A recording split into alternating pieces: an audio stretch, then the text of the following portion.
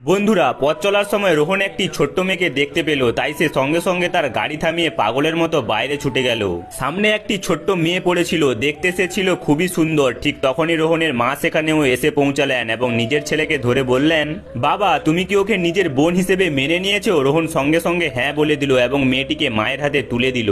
মহিলা মেয়েটিকে বুকে জড়িয়ে ধরলেন এবং তাকে বাড়ি নিয়ে যাওয়ার জন্য প্রস্তুত হলেন, কিন্তু ড্রাইভার বলল, ম্যাডাম দয়া করে এই মেয়েটিকে নিজের সঙ্গে নিয়ে যাবেন না, না হলে লোকজন বলবে এটা কার সন্তান। কিন্তু মহিলার তাতে কোনো পরোয়া ছিল না, তিনি মেয়েটিকে নিয়ে বাড়ির দিকে রওনা হলো। কিছুক্ষণ পর তারা বাড়ি পৌঁছালো। তখন বাইরে থেকে রান্নার লোকটি দৌড়ে এসে বলল, ম্যাম আপনার মা এখন একদম ঠিক আছে। একথা শুনে মহিলা খুব খুশি হলেন এবং ছুটে গিয়ে নিজের মায়ের কাছে পৌঁছালেন। তিনি মায়ের পাশে বসে গল্প করতে লাগলেন। ডাক্তারও জানালেন যে এখন মহিলার মা সম্পূর্ণ সুস্থ।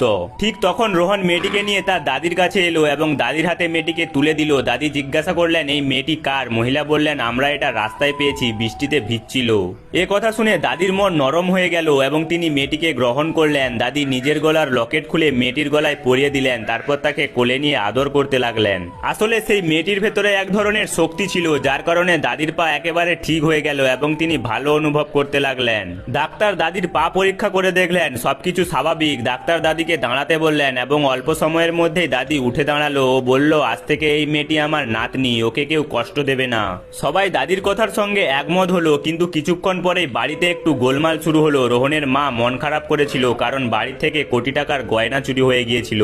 এই চুরির জন্য তাদের কোম্পানির বাইরে এক মহিলার ওপর সন্দেহ পড়লো। ঠিক তখনই রাধুনী দৌড়ে এসে বলল, ম্যাম আপনার কোম্পানির বাইরে কিছু গুন্ডা দাঁড়িয়ে আছে।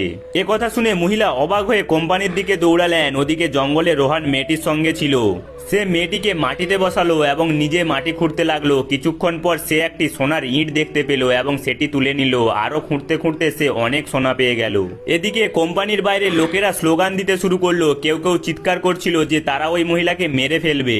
মহিলা নিজের পরিবার সহ সেখানে পৌঁছালেন এবং তার বাবা সবাইকে শান্ত করার চেষ্টা করলেন, কিন্তু ভিড়ের মধ্যে একজন উস্কানি দিয়ে বলল, এই মহিলাই দোষী। ঠিক তখনই পাশে দাঁড়ানো একজন মহিলা সামনে এসে বলল, এ আপনাদের সবাইকে বোকা বানাচ্ছে, এর কাছে একটা টাকাও নেই। তার কথা শুনে জনতা আবার ক্ষুব্ধ হয়ে উঠলো এবং স্লোগান দিতে লাগলো। এরপর কি হবে জানতে হলে ভিডিওটিকে লাইক করে আমাদের সঙ্গে থাকুন।